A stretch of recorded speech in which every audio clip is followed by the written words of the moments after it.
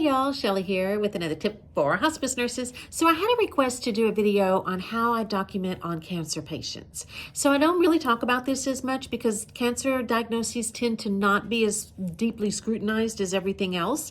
So for a cancer patient, I'm really not going to focus a whole lot on the eligibility. I'm obviously not going to contradict eligibility, but we don't have to support it as heavily as we do, say, an Alzheimer's patient. But what we do want to focus on with the cancer patient, I really look at two main areas. And the first area is their physical symptoms and what the progression of those symptoms has been like prior to being on hospice, since we've been on hospice, and really importantly, what interventions have been tried, what worked, what didn't work.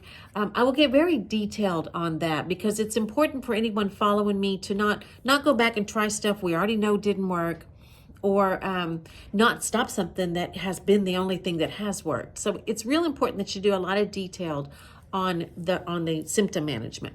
But the second thing, and probably just as important, is psychosocial. Because cancer patients generally are fairly newly diagnosed, and not only are they trying to get used to having cancer, they're also having to get used to being terminally ill. They're not like our chronically ill patients who have at least had a little bit more time to get used to the idea of being sick. With a cancer patient, this is all so new, and it can just be crushing.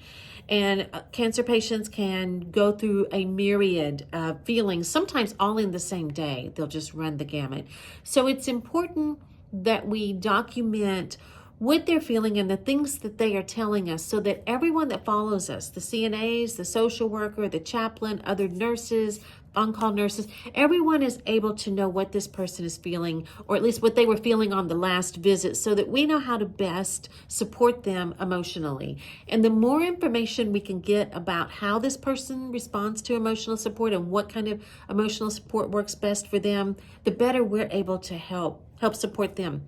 And the caregivers, supporting caregivers is always important, but in this case, they're going to be going through a lot of this same gamut of emotions just like the patients. So we want to do a lot of documentation about what we're doing to support the caregivers and what's working, what maybe didn't work as well. So I hope this tip was helpful. If you have any tips that would be helpful for hospice nurses, please let me know. I'd love to share them here. And remember, together we can change our world.